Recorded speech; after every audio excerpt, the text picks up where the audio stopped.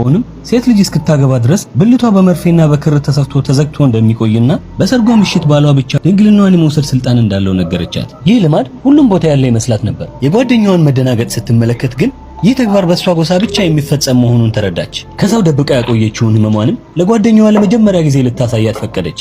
ሜሪሊን ባየችው ነገር እጅግ ተደናግጣለች። እንደ ሴት ልጅም ያለፈችበትን ህመምና መከራ ስታስብ ልቧ ተሰብሯል። ይህ ልማዳዊ ድርጊት በዋሪሲ ወራዊ ግዴታዎች ላይ ተጨማሪ በቃላት ሊገለጽ የማይችሉ ህመሞችን ደርቦባታል። በጓደኛዋ ማበረታታትም በመጨረሻም ወደ ዶክተር ጋር ሄደች። የተመለከታት ሐኪምም እያዘነ ከደረሰባት ነገር ሙሉ ለሙሉ ማገገም ባትችልም በሚደረግላት ሰርጀሪም ህመሟን ማስወገድ እንደሚቻል ነገራት። ዋሪሲ ግን በደንብ እንግሊዘኛ መናገር ስለማትችል ለዶክተሩ ስለ ስሜቷ ማብራራት አልቻለችም። ስለዚህም በሆስፒታል ውስጥ የሚሰራ አንድ ሶማሊያዊ ነርስ ቀርቦ እንዲያስተረጉምላት ተደረገ። እንዳለመታደል ሆኖ ግን ነርሱ ሆን ብሎ የዶክተሩ ንግግር እያዛባ ሲነግራት ነበር። ሐኪሙ የወሰነችው ውሳኔ እጅግ በጣም የሚበረታታና መልካም ነገር እንደሆነ እያብራራ በፍጥነት ቀዶ ጥገናውን መጀመር እንዳለባት እንዲነግራት ሲነግረው፣ ነርሱ ግን ይህንን ቀዶ ጥገና የምታደርግ ከሆነ ባህሏንና ወጓን የከዳች ቤተሰቧ የሚያፍርባት ሰው እንደምትሆን ነገራት። የነርሱ ንግግር አብሯት ያደገውን ስር የሰደደ የሀፍረት ስሜት ቀስቅሶባት ቀዶ ጥገናውን ሳታደርግ ከሆስፒታሉ ወጣች። በኋላ ላይም በልብስ መሸጫ ሱቆቹ አጠገብ እያለፈች በመስተዋት ውስጥ የድሮ ማንነቷን የሚገልጹ የተሸፋፈኑ ሴቶችን ትመለከታለች።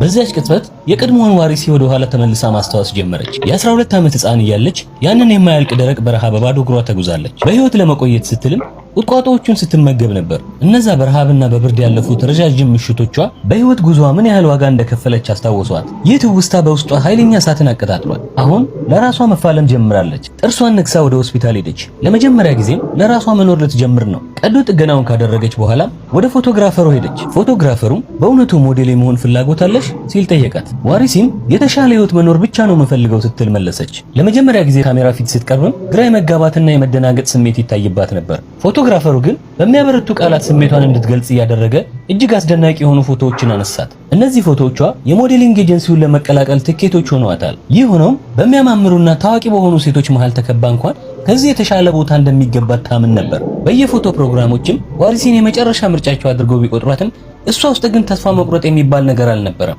ከዚህ በፊት በሞዴሊንግ መድረክ ላይ ተወዳድራ ስለማታው በጠባቡ የመኖሪያ ቤታቸው መተላለፊያ ላይ ራሷን በተደጋጋሚ ታሰለጥን ነበር። ለካሜራ ፈገግ ማለትንና ለየት ያሉ አቋቋሞችን ማሳየት አትችልም ነበር። ቢሆንም ግን መሞከሯን አላቆመችም። ተሰጥኦዋና ቆራጥነቷ ሎሪሲን በፋሽን ኢንዱስትሪ ውስጥ በፍጥነት እንድታብብ አድርጓታል። ነገር ግን ስኬት እንዲህ በቀላሉ አልሆነላትም። ከሀገር ውጭ ለምታደርገው የመጀመሪያ የፋሽን ትርኢት ጉዞ ስታደርግ ፓስፖርቷ ለረጅም ጊዜ ስላልታደሰ ኤርፖርት ውስጥ ትያዛለች።